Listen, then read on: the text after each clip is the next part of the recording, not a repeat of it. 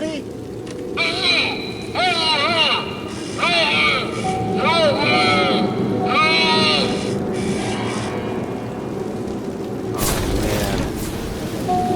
That's not good. Alright, thanks for returning to the Anthracite Horror Stories. I want to apologize about my voice. This is the third week of going into my illness from the 2020 era worldwide thing going on. We all know the name of it. I don't want to say it. I'm so sick of saying that freaking name at this point. Okay, so I'm doing this purely for educational purposes. I am not condoning or trying to entice anyone from going into an abandoned anthracite coal mine here in Pennsylvania. So that's just not true. That's not my intent. I'm seeing a lot of people put up these amateur videos where they're not dressed properly. They have crappy flashlights. I guarantee those crappy flashlights don't have extra batteries. And forget a flame safety lamp. Who needs one of those? We don't know what black damp is, nor do we care, because we're amateurs.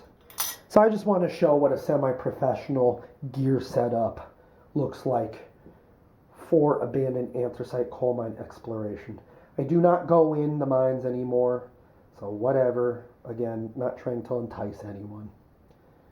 If people do go in, please let a third party know where you're at and what time you're expected to be out and what time is the worry time. For instance, I used to tell my wife when I go in, okay, I should probably be out like 7, 8, 9, but if I'm not out at midnight, go get help. And we would have a team of other explorers on standby to come potentially help us and, God forbid, rescue us if need be. So let's dive right into this. Lighting. Lighting is absolutely crucial and key for obvious reasons. When I first started doing this hobby in the spring of 2004, I went up to the Sunshine Market on 315. That's how long ago this is, or was. That store is long closed for many years now. This ran on 4D batteries, and it was like cutting edge. It was like, wow, look at all that light. Dinosaur. Now, there's a company that's Chinese, but it's awesome. It's called the Thrunite. And this model is the TC20. We all know about Chinese quality, but this is great quality. This will set you back about $100. Runs on one lithium battery, this particular model. Aluminum body, I think I already said that. Somewhat waterproof. I've dropped in water many times and it's fine. Has several modes of lighting. Mode 1, turbo mode. Mode 1 will last anywhere from like 3 to 5 hours depending on the battery condition and age. Turbo, 45 minutes, maybe an hour if you're lucky. Gets hot on turbo mode, but I always ran it on turbo. Extra batteries for the Thrunite. This is the stock one. These are knockoff Chinese batteries. I know it's a Chinese manufactured light. And this is a Chinese manufactured battery, but these were brand name. These are not brand name lights, or batteries that is, and they ran just fine. Never had an issue. So you're going to want backup lights to your main light. This is another Thrunite. This is the BSS W1. Here's the charging port, and I didn't show the charging port on the original main Thrunite. It's a mini USB port, just like a cell phone battery. Charge about 2 hours, same as a cell phone almost. A little bit longer it takes to charge than the cell phone. But again, mini USB charging port. This is my backup Thrunite. One little baby lithium battery. Again, that one will set you back about $100. This will set you back about 50. Mode 1 lasts a while. Turbo mode on this is several hours. 2 to 3 or 4 hours. And it's just great. Buying rechargeable batteries will save you money over the course of the flashlight itself. So even though you're paying $100 for a flashlight, it's totally worth it because these get so expensive, and they're just dinosaurs. This is my other backup light. This is just a Tractor Supply store LED light. Runs on 3D batteries. But again, this is nothing compared to that little baby Thrunite even. The Thrunite is just such a superior light. This is so heavy and bulky and does not throw out as much light as this. In addition to having brand new batteries in here, I would have 3 extra D batteries just in case. And you always have to assume, hey, something bad could happen while I'm underground. You do not want to be in a coal mine without light. You will die. You're toast, you're screwed. So, cell phone. Cell phone's a nice little piece of lighting equipment in a survival situation. What you want to do is you want to make sure that your cell phone is 100% charged. When you get into the mine, you want to turn it off because it will be searching for a signal and it will drain your battery. So you want your phone to be 100% charged in case you need it. God forbid. So if shit hits the fan, you can pop out your cell phone after you deplete all your other lights, and you'll have a 100% charged battery. So in addition to your cell phone and 3 flashlights, these are American-made, military-grade Chem Lights. Each one's rated for 12 hours, gives off a green light. However, once popped, they will work about 24 hours. You pop one at a time to ration them. And even though it's green, that will give a lot of light where there's no light. So it's 2 days worth of light potentially. Another light source and an extremely key part of survival gear in any coal mine exploration, both bituminous and or anthracite, is the Koehler Flame Safety Lamp. This detects black damp, and what black damp is, it's lack of oxygen. It's carbon dioxide and nitrogen buildup. When air hits the coal seam, it gives off those gases, and those gases will be present in a coal mine. Somewhere in that mine there will be black damp most likely. And you cannot taste it, you cannot see it, you can't sense it. And if you kick it up, because it hangs low on the ground level, it will dilute throughout the mine and you can asphyxiate pretty damn quick depending on how bad of a buildup it is. That is absolutely key to have with you. A Koehler Flame Safety Lamp. Less than $100 usually on eBay. What the Koehler Flame Lamp runs on is white gas. You can get this at Walmart or any outdoor store. So this has a tank reservoir on the bottom of it.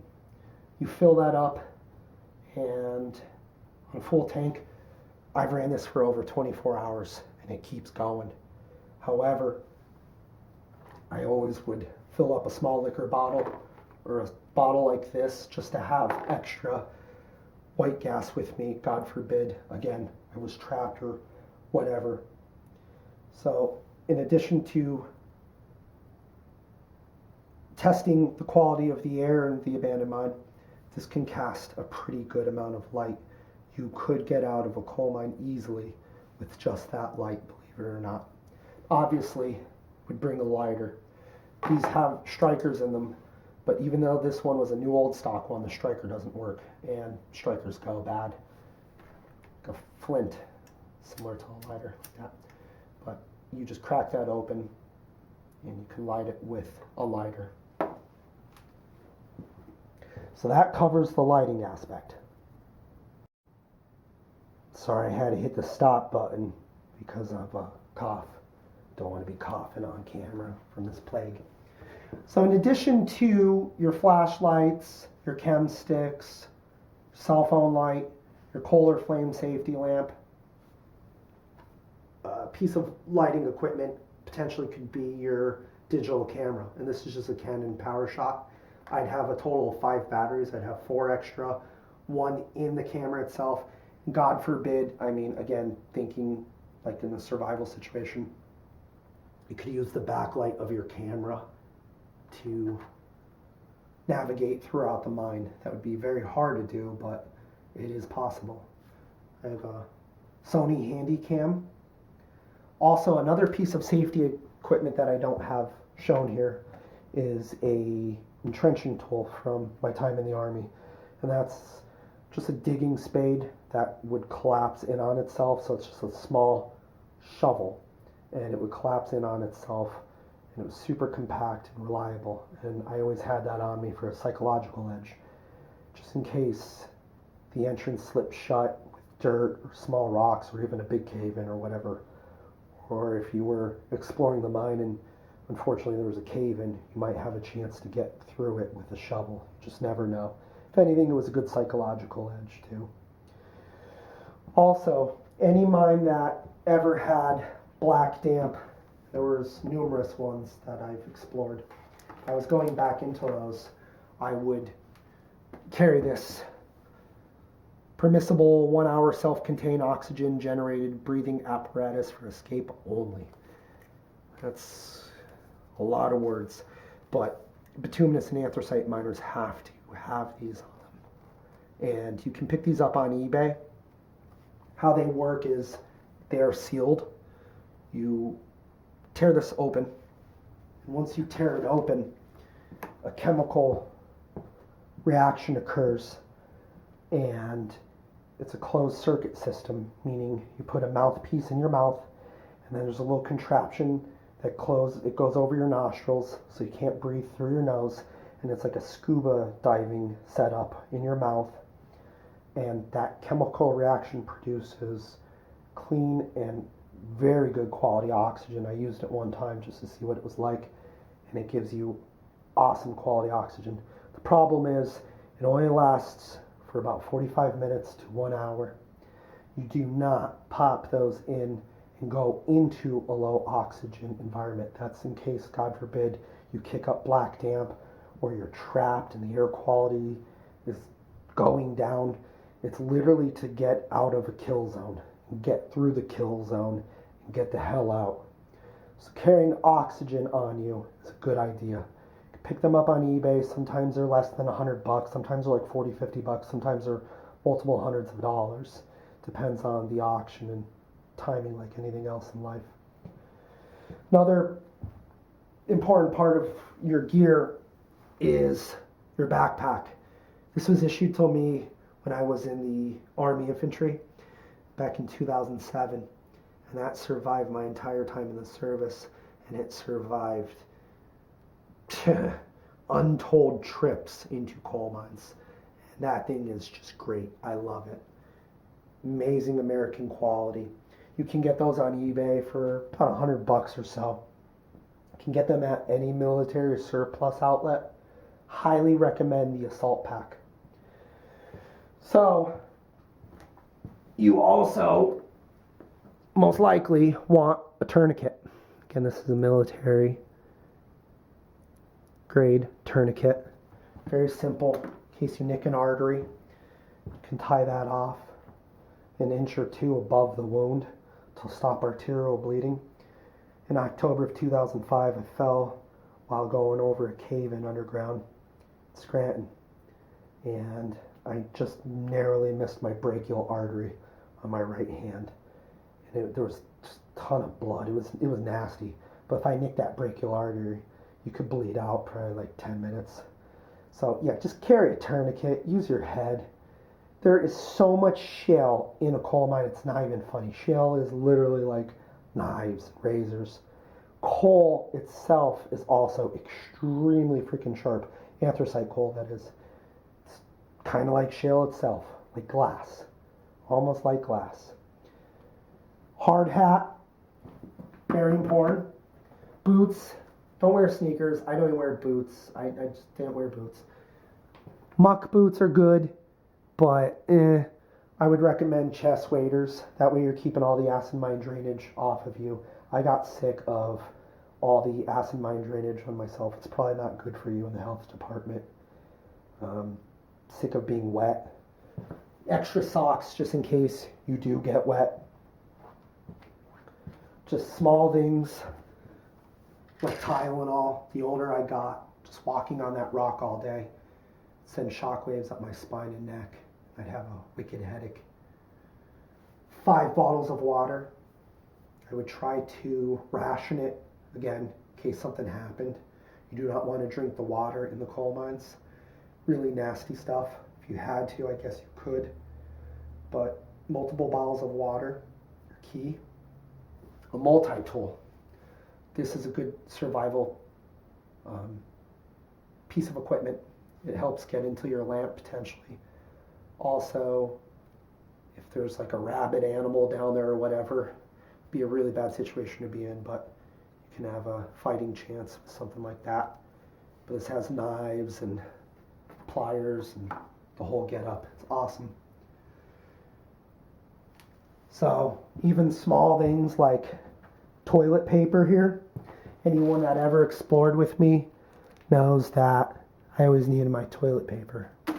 Trust me, it's a good thing to have. You do not want to have to go to the bathroom underground and you do not have toilet paper. By no means is this the top model of a Thrunite series. And they actually make one that runs on 4 lithium batteries at a time. And it'll set you back about $300, but that is just like the Cadillac of flashlights. And that leads me to my next point. You want to make sure that your friends are squared away. You do not want to be picking up the slack for someone that's not prepared for an abandoned anthracite coal mine trip. You don't want to be loaning out your spare light or lights or giving them your waters. You know, you could get away with 1 lamp per the group that is your Koehler Flame Safety Lamp. But even then, you know, there should be multiple air detection systems. My friend always had a digital. A digital air detector, that is. My friend always had a high-end Thrunite. And he had 7 extra sets of batteries for that big Thrunite. So that was 28 extra batteries he would have on. Then he too would have another backup Thrunite that was similar to this Thrunite. And he would have a massive amount of batteries with him. So yeah, you want to make sure your friends are squared away because they can decrease your survivability if something bad happens. And ultimately you're not helping them because then they too will perish in an emergency situation. For instance, my one friend, he's going to be watching this, he's not going to comment. You know who you are.